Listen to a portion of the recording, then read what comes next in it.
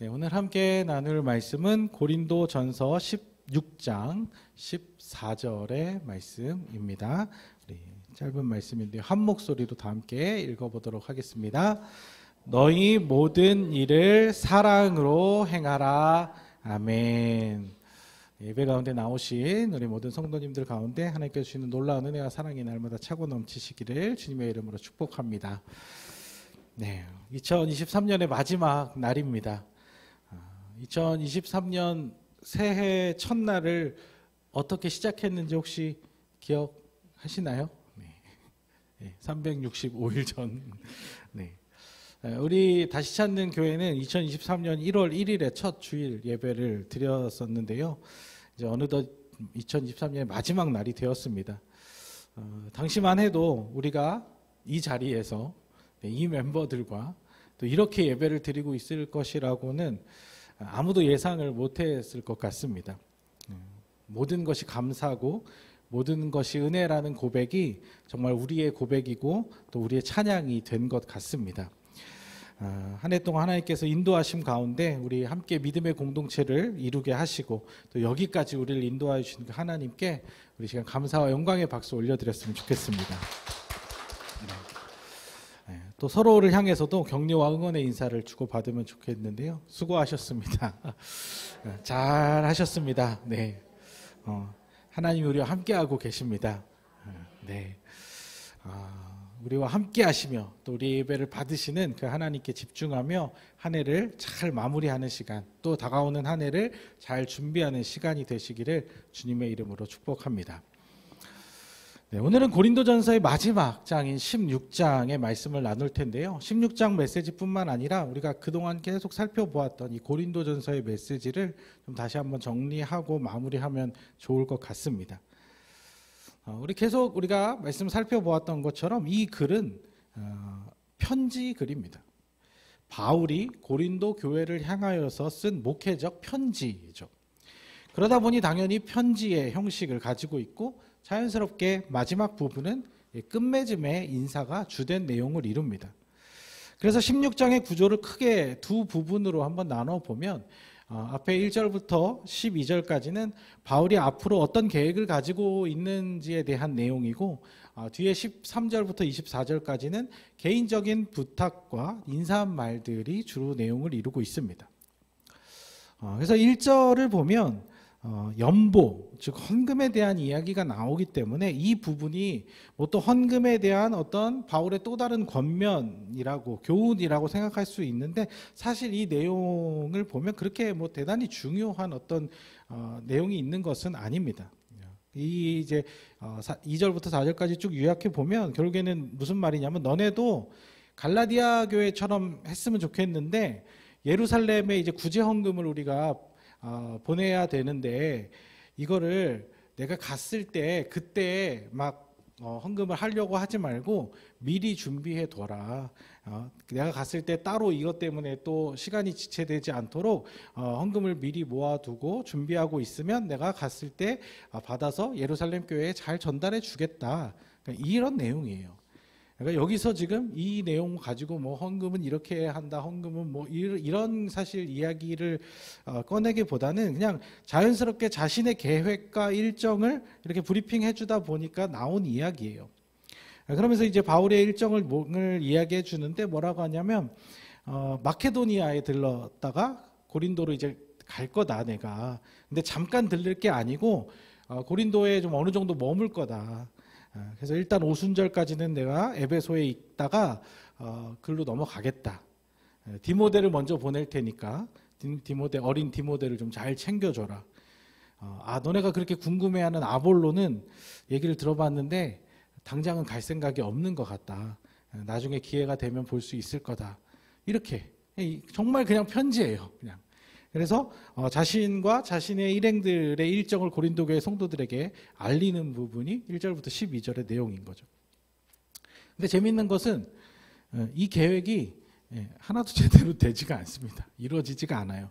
그래서 고린도 후서에 보면 고린도 전서 다음에 어떤 알려지지 않은 어떤 또 바울이 쓴 편지가 있고 고린도후서가 아마 3번째 편지일 것 같은데 그 편지의 내용을 보면 이 계획이 다 차질이 생겨가지고 결국에는 바울이 고린도 교회로 못 갑니다. 그래서 못 가는 것 때문에 또 바울을 안 좋아하던 사람들은 바울이 말에 신뢰감이 없고 왜 온다 그래 놓고 안 오냐, 무서워서 못 오는 거 아니냐, 뭐 별의별 얘기를 이제 이상한 소문을 퍼뜨리는 그런 일들도 생깁니다. 아무튼 이제 사람 계획이라는 게 그때나 지금이나 이렇게 마음대로 계획한 대로 다 되면 좋겠지만 사실 안 되는 일이 참 많은 것 같습니다. 아무튼 바울은 그렇게 자신의 일정을 이야기한 다음에 이제 13절부터는 마지막 당부와 인사를 나눕니다. 그것도 뭐 그렇게 큰 뭐 대단한 어떤 깊이 있는 내용이라기보다는 그냥 너희가 믿음 위에 굳게 바로 서서 신앙생활 하길 바란다. 그리고 앞에 1장부터 15장까지 쭉 얘기했던 것처럼 너희가 모든 일을 할 때 사랑으로 행했으면 좋겠다. 이렇게 부탁하면서 개인적으로 이제 스데바나 부드나도 아가이도에 대한 어떤 칭찬을 하면서 서로 문안 인사하고 그렇게 편지를 맺는 거예요. 이제 오늘 내용은 사실 그게 이렇게 큰 어떤 논쟁거리나 어떤 논리를 얘기할 이제 그런 부분은 없고 간단한 인사 마무리라고 볼 수 있는 것이죠. 그래서 오늘 우리가 처음에 읽었던 16장 14절의 말씀은 그 마지막 당부에 속해 있는 내용인데 방금 말씀드린 것처럼 이것이 한마디로 요약되어 있지만 어떻게 보면 1장부터 15장까지 바울이 쭉 길게 얘기했던 것에 대한 한마디 요약이라고 볼 수 있다는 것이죠. 한번 읽어보겠습니다. 14절 말씀입니다. 너희 모든 일을 사랑으로 행하라. 바울은 앞선 많은 논쟁들에 대해서 다양한 권면과 해결책들을 제시했지만 사실 그 핵심은 바로 이 사랑이라는 키워드로 정리가 되는 것입니다.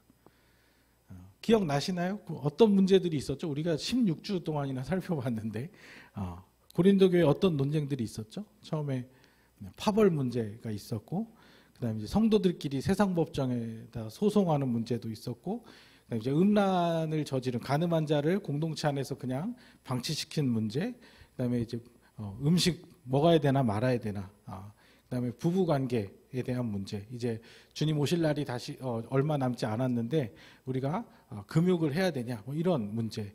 그다음에 교회 안에서의 어떤 그런 질서, 머리에 여자 성도들이 머리에 쓰는 걸 벗어도 되냐 안 되냐, 뭐 이런 것들. 그리고 은사에 대한, 은사를 어떻게 활용하냐, 방언과 예언을 어떻게 활용할 것이냐, 그리고 부활을 믿지 못하는 자들이 퍼뜨리는 이 잘못된 소문을 어떻게 대처할 것이냐, 이런 것들을 쭉 나눴었잖아요. 다 기억나시나요? 네, 어렴풋이 기억나시죠? 네. 그러니까 바울은 고린도 교회가 가지고 있는 이런 숱한 문제들에 대해서 성심성의껏 권면하며 많은 대책과 방안들을 제시했지만 사실 그 모든 권면은 결국에는 한마디로 공동체 안에서 서로를 향한 사랑으로 대하는 것, 사랑으로 행하는 것이다라고 말하고 있는 것입니다.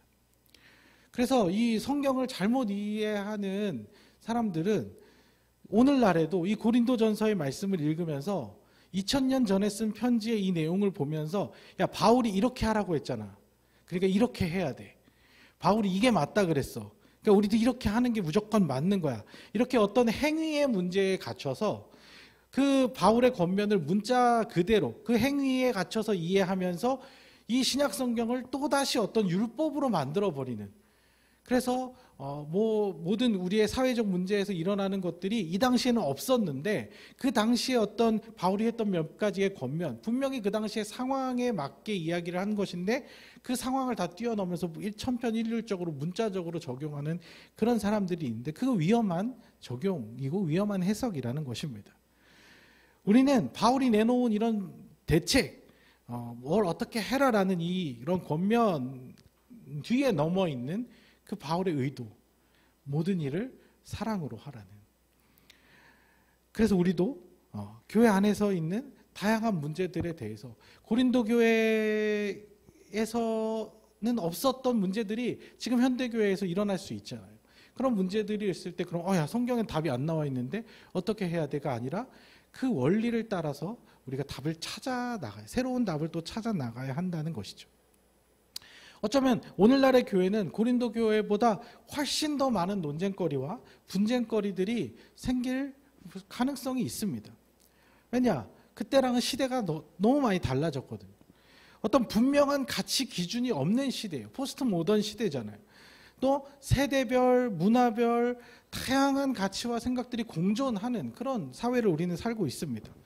그리고 문화적으로, 사회적으로 날마다 새로운 것들이 자꾸 생겨나서 하루하루가 급변하는 그런 시대를 살고 있어요.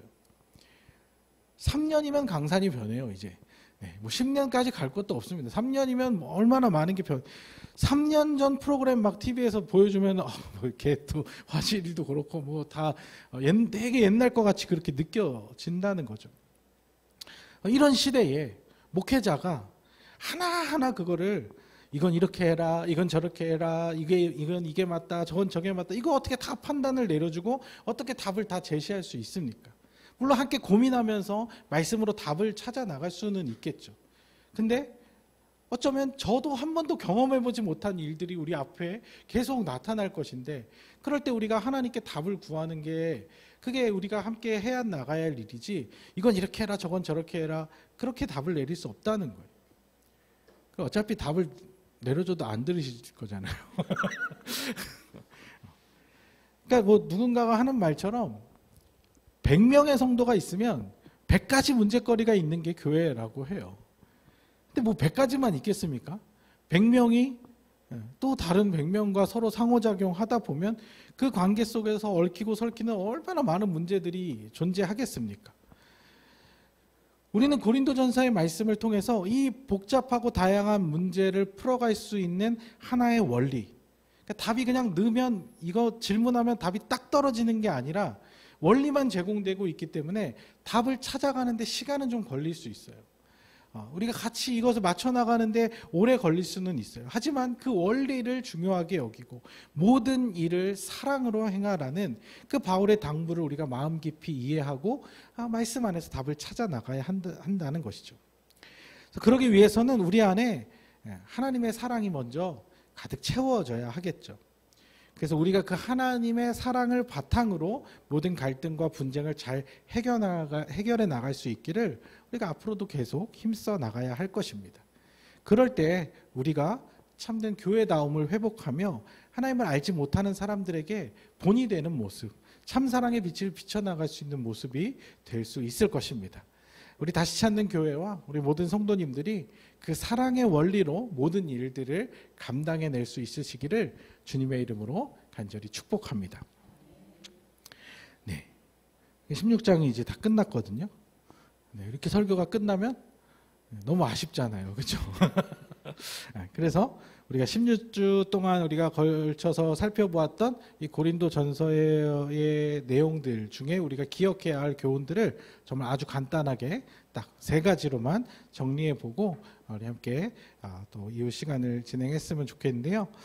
첫 번째 교훈은 서로의 다름을 이해하라는 것입니다. 서로의 다름.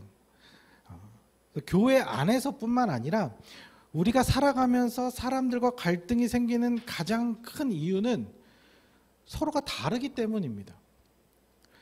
우리가 보통 서로의 비슷한 점 때문에 끌려서 함께 하다가 결국에는 서로의 다른 점 때문에 싸우고 갈라집니다.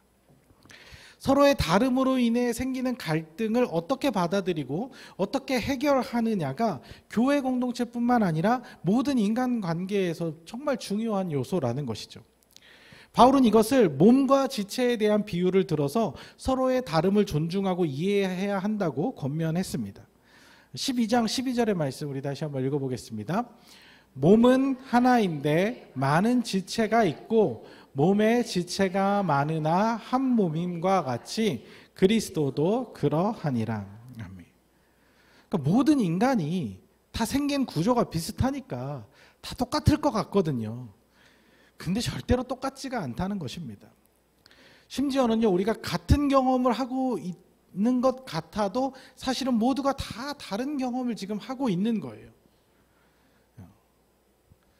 여기 왼쪽에 앉아 계신 분들은 제 오른쪽을 이렇게 오른쪽 측면을 보고 계시고, 또 이쪽에 계신 분들은 제 왼쪽을 이렇게 보고 계시잖아요.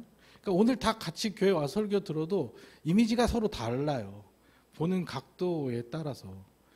똑같이 오늘 목사님 보고 왔다 이렇게 생각할지 모르지만 그 이미지가 서로 굉장히 다를 수 있다는 겁니다. 어차피 얼굴은 잘 안 보시나요? 네.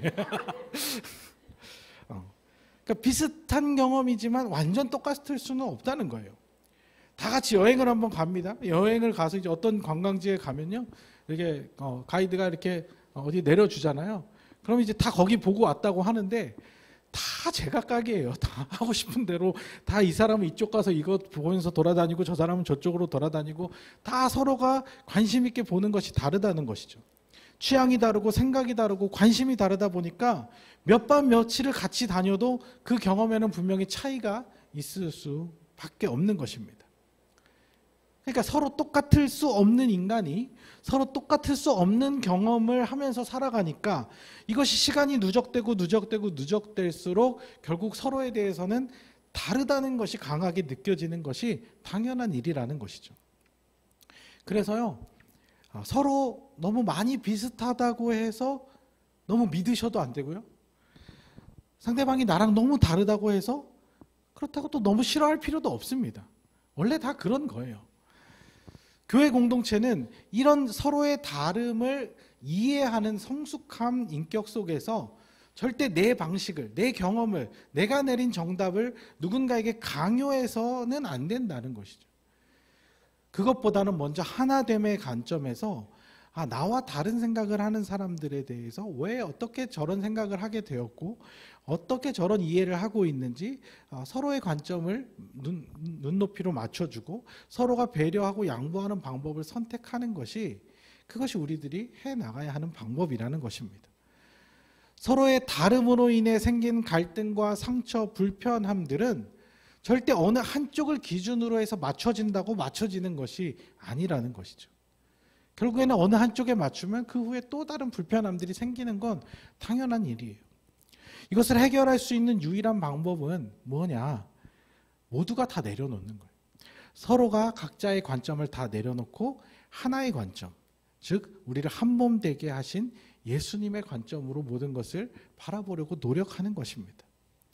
그러니까 우리의 머리 되신 예수님, 그 예수님을 생각하며 조율하다 보면 분명히 이를 해결할 수 있는 접점을 찾을 수 있게 된다는 것이죠. 물론 이 과정이 쉽지 않고 힘든 과정이기는 합니다만 이 과정이 비로소 서로를 성숙하게 만들 뿐만 아니라 공동체를 건강하게 세워나갈 수 있다는 것이죠. 그래서 두 번째로 얻을 수 있는 교훈이 뭐냐? 논쟁은 멈추고 사랑을 힘쓰라는 것입니다. 여기서 사랑은 감정적인 사랑을 말하는 것이 아니죠. 바울은 13장의 말씀을 통해서 사랑이 어떻게 관계 속에서 나타나는지를 이야기했습니다. 우리가 같이 한번 읽어보도록 하겠습니다. 사랑은 오래 참고 사랑은 온유하며 시기하지 아니하며 사랑은 자랑하지 아니하며 교만하지 아니하며 무례히 행하지 아니하며 자기의 유익을 구하지 아니하며 성내지 아니하며 악한 것을 생각지 아니하며 불의를 기뻐하지 아니하며 진리와 함께 기뻐하고 모든 것을 참으며 모든 것을 믿으며 모든 것을 바라며 모든 것을 견디느니라. 아멘. 우리가 나랑 다른 사람, 안 맞는 사람 사랑하기 얼마나 힘들어요. 나와 다른 사람을 사랑해 준다는 거 참 어렵죠. 사랑을 감정으로 하려고 하면 실패할 확률이 크다는 거예요. 나와 다른 사람이랑 있다 보면 불편해서 내가 짜증이 나고 싫어지는 마음이 들 수 있거든요. 사랑이라는 건 원래 처음에는 감정으로 시작되는 것처럼 보이지만 사실 결국에는 사랑이라는 것은 나의 의지고 선택이 되어버립니다. 감정은 오래 갈 수가 없어요. 결국엔 내가 사랑하기로 선택하느냐 결정하느냐가 중요하다는 것이죠. 그래서 내가 상대방에 대해서 어떤 태도를 취할 것인지를 스스로 선택하는 거예요. 비록 내가 이 사람한테 감정적으로 애틋함과 긍휼함 이런 것이 없다 하더라도 때로는 정말 그냥 마주보기 불편하고 때로는 얼굴 보기 싫을 마음이 들더라도 말씀처럼 오래 참아주고 온유하게 대해주고 성내지 않아주면 그게 사랑의 시작인 거예요. 서로에게 무례하게 행하지 않고 예의 있게 해주는 것만으로 최소한의 사랑 표현이 될 수 있다는 것이죠. 근데 그 사람을 막 내가 좋아하고 그 사람에게 막 웃어주고 이렇게까지는 못하더라도 최소한의 예의는 지켜줄 수 있잖아요. 그게 사랑의 첫 시작이 될 수 있다는 것입니다. 근데 반대로 내가 사랑하지 않기로 마음먹고 선택하고 결정할 때는 결국에는 상대방에게 내 기준대로 내 멋대로 행동하게 되고 무례하게 대하게 되고 함부로 대하게 되는 것이죠. 상대방과 나의 다름이 그냥 서로 다른 것뿐인데 내가 맞고 너가 틀렸다라고 상대방을 틀린 사람으로 몰아가게 만든다는 것입니다. 우리 공동체도 마찬가지입니다. 우리의 사랑이 어떤 감정적인 부분으로 기준을 삼는다면 어떻게 서로 우리가 사랑만 할 수 있겠습니까? 어떻게 사랑의 감정만 막 넘쳐날 수 있겠습니까? 사랑을 감정적으로만 전달하려면 쉽지가 않죠. 우리가 서로 뭐 이제 지금 다 이렇게 각자의 삶이 있고 다 그런데 우리가 무슨 연인들처럼 뭐 매일 30분씩 전화 통화하고 아침마다 막 안부 문자 넣어주고 일주일에 막 한 번씩 따로 만나서 밥 먹고 그러면서 서로 좋은 느낌만 전해주고 어떻게 그렇게 할 수가 있겠습니까? 불가능한 거예요. 우리는 그런 감정적인 사랑을 하지 않은 것이 아닙니다.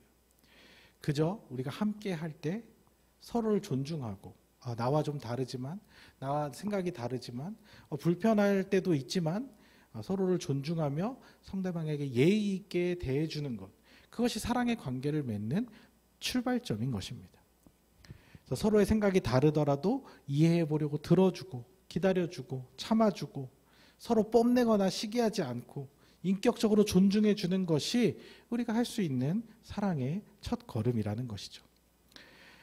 그래서 사랑은 감정으로 하는 것이 다가 아니라 서로에 대한 존중, 또 무례히 행하지 않는 것임을 기억하시고 서로를 존중해 주는 성숙한 분위기가 우리 공동체 안에 풍성하게 나타날 수 있기를 주님의 이름으로 축복합니다. 마지막으로 생각해 볼 세 번째 교훈은 하나됨에 큰 의미를 두라는 것입니다. 그래서 앞서 교회 공동체는 예수님을 머리로 둔 한 몸이라고 하지 않았습니까? 우리가 서로 다른 지체로 존재하지만 결국 하나로 연결된 몸이기 때문에 서로에 대해서 자신같이 여겨줄 필요가 있다는 거예요. 그러니까 나예요. 또 다른 나예요. 나와 연결된 한 몸이라는 거예요. 손이 발더러 나무랄 수 없고 눈이 입더러 나무랄 수 없는 것이 너무 당연한 것인데 우리가 살아가는 이 세상은 너무나 치열한 경쟁 사회이기 때문에 서로에 대해서 아쉬움을 표현하거나 질책하거나 그걸로 인하여서 내 안에 미워하는 일들이 자연스럽게 생겨날 가능성이 참 많다는 거예요. 우리가 살아가는 사회가 그런 거예요. 예를 들면 팀으로 하는 스포츠에서는 사실 모든 선수가 다 잘해야만 우승을 하는 것이 아닙니다. 때로는 팀워크, 하나됨이 어떤 보이지 않는 큰 무기가 된다는 것이죠. 현실적으로 그렇잖아요. 스포츠 팀들을 보면 보통 가장 연봉을 많이 받는 MVP급 선수들이 있고 그 다음에 이제 매번 치열한 자기 자리 경쟁을 해야 하는 취약한 포지션의 선수들도 있게 마련입니다. 모든 포지션의 선수를 최고급 선수로 놓고 싶어 하죠. 모든 구단들은. 한계가 있잖아요.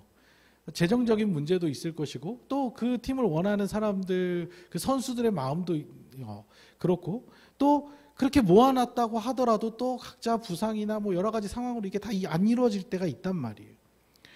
근데 어떤 실력이 좋은 뛰어난 MVP급 선수가 오늘 경기 졌다고 잘 못하는 선수에게 나무라기 시작하면 팀워크는 다 무너질 수밖에 없어요. 아니 그 선수가 잘 못하고 싶어서 못하겠습니까? 다 선수들 막 그 치열한 그런 사회 속에서 자기도 잘해보고 싶고 자기도 뛰어난 선수가 되고 싶고 그런데 못하고 싶어서 못하는 게 아니에요. 근데 어쩔 수 없이 그런 자리들이 취약한 자리들이 생기고 그 사람을 나무란다고 뭐라고 한다고 그 사람의 실력이 올라가거나 어떤 그 사람보다 더 잘하는 선수가 갑자기 나타나거나 할 수는 없다는 거예요. 그럼 어떻게 해야 할까요? 그 취약한 부분에 있는 선수가 더 잘할 수 있도록 실수하지 않도록 격려하고 응원하고 도와줄 일이 있으면 도와주고 그게 팀인 거죠. 한 번이라도 더 이기려고 하는 이런 치열한 경쟁 구조 속에서 잘 못하는 선수들은 어떻게 보면 실패자처럼 보일 수 있습니다. 하지만 모두가 MVP급 선수가 될 수 없다는 현실을 이해한다면 우리는 그보다는 하나됨, 팀워크에 중점을 둬야 한다는 것이죠. 충분히 좋은 경기, 재밌는 경기, 힘 있는 경기를 할 수 있는 그런 힘이 팀워크로부터 생긴다는 거예요. 또 다른 에너지가 생긴다는 거예요. 그렇게 하나됨을 유지하면서 서로가 열심히 각자의 자리에서 최선을 다하다 보면은 언젠가는 더 많이 이기는 날들이, 그러다 보면 또 우승도 하게 되는 날들이 찾아올 수 있게 되는 거예요. 올해 그 각 나라의 야구 리그에 재밌는 기록들이 있는데 다들 최근에 우승 못 해본 팀들이 우승을 했어요. 그래서 우리나라 이번에 LG가 우승을 했거든요. LG가 29년 만에 우승을 했어요. 그래서 뭐 LG전자에서 29% 세일을 뭐 하느니 뭐 막 그런 일도 있었는데, 근데 옆 나라 일본에서는요, 한신 타이거즈라는 팀이 38년 만에 우승을 했어요. 근데 또 바다 건너 저 미국에는 텍사스라는 팀이 창단 이후 처음 우승을 했는데 62년 만에 우승을 한 거예요. 아니, 이 팀들이 우승을 안 하고 싶었겠습니까? 우승을 안 하고 싶어서 안 했겠습니까? 노력을 안 했겠습니까? 투자를 안 했겠습니까? 다 했죠. 얼마나 간절히 바랬겠습니까? 그런데 이런 희소가치의 일들은 그렇게 자주 일어나는 일들이 아니고 이 한 사람이 할 수 있는 일이 아니기 때문에 팀으로 공동체로서 하는 일에는 어떤 단순한 개인의 능력치 이상의 어떤 다른 힘이 필요하다는 것이죠. 그게 어디서부터 나오냐? 서로를 돌보고 서로 하나 되어가는 이 팀워크, 하나됨으로부터 나온다는 거예요. 저도 이제 스포츠를 굉장히 좋아하는 편인데 제가 지금까지 스포츠를 이렇게 쭉 다 보면서 팀워크가 안 좋으면서 우승하는 팀은 본 적이 없어요. 이게 좀 말이 모순이 있기는 한데 이기다 보면 팀워크가 또 좋아지거든요. 자연스럽게. 근데 이제 어느 순간 잘 이기다가도 팀워크가 한번 깨지면 우승 후보였던 팀이 순식간에 또 바닥으로 내려가고 그런 일들이 많다는 것이죠. 분명히 가다가 한계를 드러낸다는 거예요. 그러니까 모든 공동체가 다 마찬가지예요. 공동체가 깨지고 무너지고 한계를 드러내는 것은 결국 하나됨이 사라질 때부터 시작된다는 것이죠. 교회 공동체도 언제부턴가 사랑으로 하나됨이라는 이 중요한 가치를 포기하고 성장과 부흥을 목표로 삼기 시작하면서부터 깨어지고 무너지고 한계를 드러내기 시작했습니다. 우리는요, 어떤 성과를 내지 않아도 괜찮습니다. 우리가 지금 어떤 성과를 내려고 여기 공동체로 모여 있는 것이 아니에요. 우리가 어떤 뚜렷한 목표를 정해놓고 그 목표를 이루어가지 않아도 괜찮습니다. 물론 우리에게 뚜렷한 목표와 가치가 있다면 언젠가는 하나님께서 그것을 이루게 해 주실 거예요. 근데 그것을 못 이뤘다고 우리가 실패하고 낙담하고 좌절할 필요는 없다는 것이죠. 하지만 하나 되지 못하는 것은 괜찮지가 않습니다. 그거는 우리 존재 자체가 흔들리는 거예요. 왜냐하면 우리는 하나님께서 하나 되어 서로 사랑하라고 불러주신 공동체이기 때문입니다. 하나님 그렇게 불러주셨는데 그걸 못한다면 다른 것들은 다 해도 금방 다 무너져 버릴 수밖에 없다는 것이죠. 오늘 이 고린도전서 16장 14절의 말씀, 모든 일을 사랑으로 행하라는 이 말씀을 마음속에 깊이 새기시면서 또 우리가 그동안 살펴보았던 이 고린도전서의 많은 이 바울의 사랑의 권면들을 기억하면서 바른 신앙으로 아름다운 교회 공동체를 함께 하나됨으로 세워나갈 수 있었으면 좋겠습니다. 그렇게 또 2024년 다가오는 이 새해는 우리가 더 하나님 기뻐하시는 공동체로 바로 세워져 나갈 수 있기를 주님의 이름으로 간절히 축복합니다.